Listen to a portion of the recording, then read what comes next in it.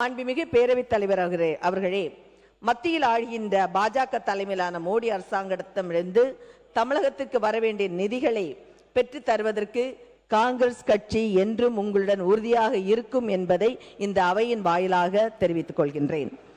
மாண்புமிகு பேரவைத் தலைவர் அவர்களே, இருமொழி கொள்கையை பாதுகாப்பதிலும் காங்கிரஸ் கட்சி என்றும் உங்களுடன் துணையாக இருப்பதும் என்பதை இந்த அவையில் தெரிவித்துக் கொள்கிறேன்.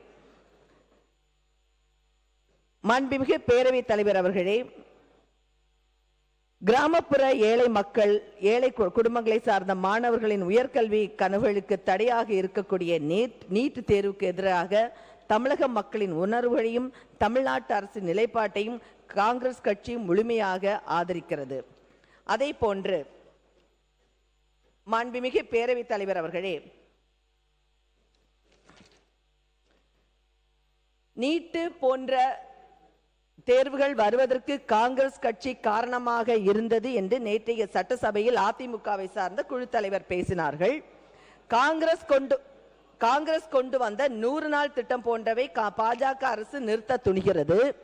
காங்கிரஸ் கட்சியின் எத்தனையோ திட்டங்களை தடுத்து நிறுத்தக்கூடிய பாஜக அரசு நீட் தேர்வை ஏன் ரத்து செய்ய முடியவில்லை? அதே போன்று அம்மையார் ஜெயலலிதா மறைவுக்கு பின்னர் பாஜகவின் உதயா மின் திட்டம் போன்றவற்றை கொண்டு வந்ததில் அதிமுக பாஜகவை ஆதரித்தது என்பது நிதர்சனமான ஒரு உண்மையாகும். இது உலகே அறியும். இந்திய காங்கிரஸ் கட்சி தனது தேர்தல் அறிக்கையிலும் நீட் திட்டத்தை ரத்து செய்வது குறித்து வலியுறுத்துகிறது.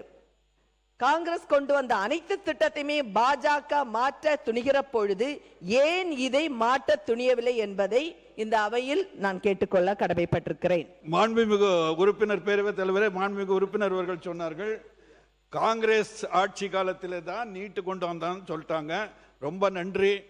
என்ன யாரும் இது வரைக்கும் 2 கருத்து சொல்லிக்கிட்டே இருந்தீங்க, முடிச்சிடுறாருங்க. அதுக்கு அப்புறம் பாஜக கட்சி வந்த உடனே நாங்கள் கொண்டாந்ததை அவங்க நினைச்சிருந்தா மாத்திருக்கலாமே அப்படின்னாங்க. ஏன் மாத்தலைன்றதும் உங்களுக்கு எல்லாம் தெரியும்.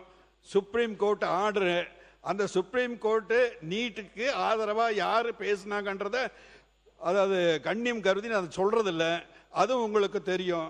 அந்த தகவலை சபைக்கு சொல்றதுக்கு நான் ஆசை. மாண்புமிகு சி. வி. சண்முகம் அவர்கள். மாண்புமிகு பேரவைத் தலைவர் அவர்களே, இங்கே காங்கிரஸ் பாரதிய ஜனதா சொல்லும் போது நீட்டை நாங்கள் காங்கிரஸ் கொண்டு வந்தோம், பாரதிய ஜனதா சொல்கிறாங்க நாங்கள் ஏன் அதை தொடர்ந்து நடத்துகிறோன்னா உச்சநீதிமன்ற தீர்ப்பின் அடிப்படையில் நடத்துறதா சொல்கிறாங்க. காங்கிரஸும் சரி பாரதிய ஜனதாவும் சரி வேறு வேறு ஆள் தானே சரி, அவங்க உடம்புல ஓடுறது ஒரே ஜீன் தான். ஆனால் யார் வந்தாலும் உச்சநீதிமன்றத்து தீர்ப்பின் அடிப்படையிலே நாங்கள் நீட்டை கொண்டு வருவதாக சொல்கிறார்கள். காங்கிரஸ் ஆட்சியிலும் உச்சநீதிமன்ற தீர்ப்பு சொன்னாங்க. ஆனால் உச்சநீதிமன்ற தீர்ப்பை நாடாளுமன்றத்தில் சட்டம் திருத்தம் கொண்டு வந்து அதை நீக்குவதற்கு நாடாளுமன்றத்துக்கு அதிகாரம் இல்லையா? இருக்கிறதா இல்லையா? இதற்கு முன்னுதாரணம் இருக்கிறது. ராகுல் பாரத பிரதமராக ராஜீவ்காந்தி இருந்தபோது முஸ்லிம் பெண்கள், விவாகரத்து பெற்ற பெண்களுக்கு ஜீவனாம்சம் வழங்கக்கூடாது என்பது அவருடைய மத கோட்பாடு. அதில் உச்சநீதிமன்றம் அரசியல் அமைப்பு சட்ட தீர்ப்பில் 1984 தீர்ப்பு வழங்குகிறது, ஜீவனாம்சம் வழங்கலாம் என்று. அந்த தீர்ப்பை அன்றைய பிரதமராக இருந்த பாரத பிரதமர் திரு ராஜீவ்காந்தி அவர்கள் நாடாளுமன்றத்தில் சட்டத்தை ஏற்றி அந்த உச்சநீதிமன்ற தீர்ப்பை செல்லத்தக்கதாக ஆக்கினார். அதே போன்று இன்றைக்கு இருக்கிற பாரதிய ஜனதா என்ன சொல்கிறார்? உச்சநீதிமன்ற தீர்ப்பின் அடிப்படையில் நீட்டை நாங்கள் தொடர்கிறோம் என்று சொல்கிறார். ஆனால் இப்போ நடந்து முடிந்த நாடாளுமன்ற கூட்டத்தொடரிலே ஒரு சட்டம் கொண்டு வரப்பட்டிருக்கிறது. என்ன சட்டம் என்றால் கனிம வளத்தினுடைய திருத்த சட்டம். அந்த திருத்த சட்டத்தின்படி மேஜர் மினரல்ஸ் உச்சநீதிமன்றத்திலே 5 நீதிபதிகள் கொண்ட அரசியலமைப்பு சட்டத்தின்படி கொடுக்கப்பட்ட உரிமை. மாநிலங்களில் 20 ஆண்டு காலமாக நடைபெற்ற ஒரு வழக்கு. அந்த வழக்கிலே மாநில அரசாங்கங்களுக்கு அந்த மேஜர் மினரல்ஸ் இருக்கிற ராயல்ட்டியை வசூலிக்க உரிமை உண்டு என்று உச்சநீதிமன்றம் தீர்ப்பு கொடுத்திருக்கிறது. அதில் ரிவ்யூ பெட்டிஷன் போடப்பட்டது, அதையும் தள்ளுபடி செய்யப்பட்டது.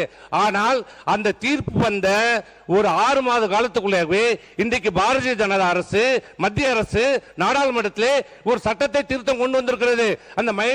அந்த திருத்த சட்டத்தின்படி மாநில அரசாங்கம் அந்த ராயல்ட்டியை வசூலிப்பதற்கு, கட்டணத்தை விதிப்பதற்கு அதிகாரம் இல்லை என்று சொல்லி உச்சநீதிமன்ற தீர்ப்பை செல்லத்தக்காது என்று ஆக்கியிருக்கிறார்கள். அப்படி இருக்கின்ற போது மனம் இருந்தால் உண்மையிலே இந்த காங்கிரஸ் ஆண்டும் போதும் சரி, பாரதிய ஜனதா ஆண்டும் போதும் சரி, மாணவர்கள் மீது அக்கறை இருந்திருந்தால் இந்த உச்சநீதிமன்ற தீர்ப்பை நாடாளுமன்றத்திலே சட்டத்தை கொண்டு வந்து இந்த மாணவர்களுடைய உயிரை காப்பாற்றியிருக்கலாம். இவர்கள் அரசியல் செய்வதற்கு தான் இந்த நீட்டு உதவுகிறது. ஆமா, அப்பாவி மக்கள் மாணவர்கள் செத்து கொண்டிருக்கிறார்கள்.